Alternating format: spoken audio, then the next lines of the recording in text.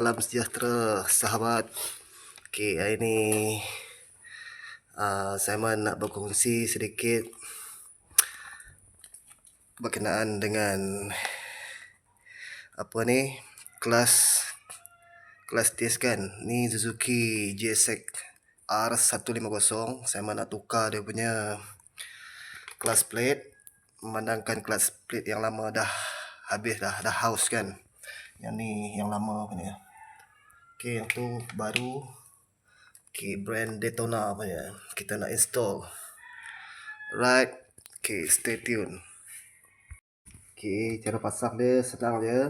Mula-mula kelas yang ni dulu kita masuk dulu. Lepas tu yang untuk yang besi ni kan. Apa nak panggil tu? Lupa saya. Lepas tu dia selang-selang lah. Kelas ni yang besi tu sampai habis. Kelas ni ada 5 model. Okey, macam motor SS jugalah kita nak pasang dia. Lebih kurang macam tu juga. Okey, semoga video ni dapat memberi manfaat kepada sahabat di luar sana tu. Ni first time ni baru tukar kelas plate right Suzuki GSX R150. Lama dah tersadai. Okey, jumpa lagi. Okey, ni cara-cara pemasangan dia. Ini dia ada 5 spring semua dia. 5. Kalau motor SS dia ada 4 dia. Ni kali pertama lah saya install motor ni.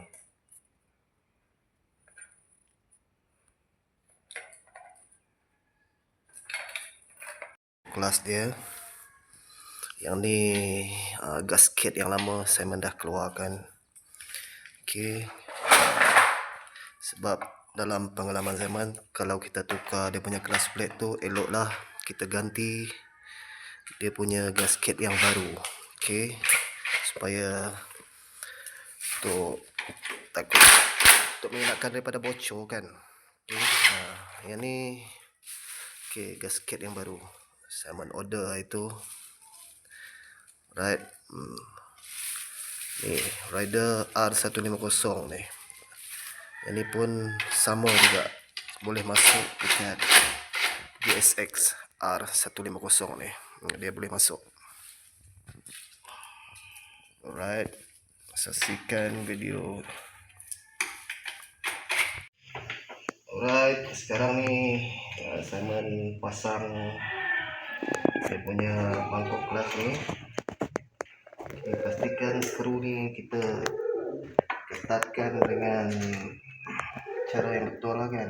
Selang-seli supaya ikatan skru dia cantik. Right, stay tune. Saya dah lama dah tak buka motor ni. Dulu motor kecil-kecil, motor SS biasa lah buka. Ini first time ni. Tapi dia punya kelas plate ni lebih kurang juga sama macam SS tu.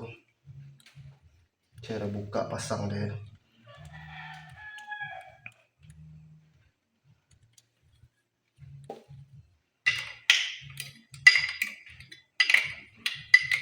Okey, ni bahagian kelas dia. Yang lain memang dah ikat dah.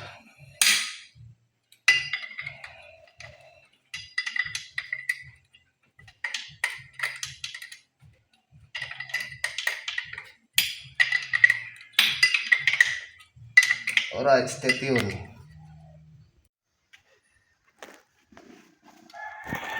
Okey, proses terusnya cooler ni kita kena topak balik.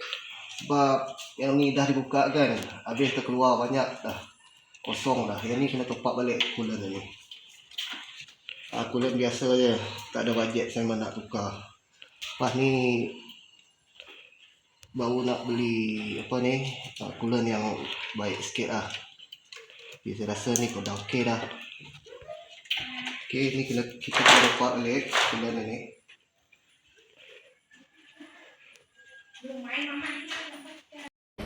on. Hmm.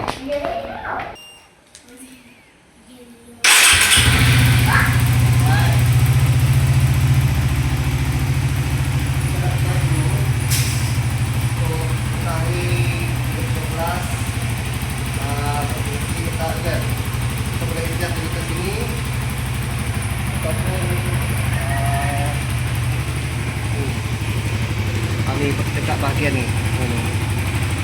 Okey, kita boleh adjust kat sini dengan dekat bawah tadi tu. So sekarang Simon nak test dulu. Nanti rasanya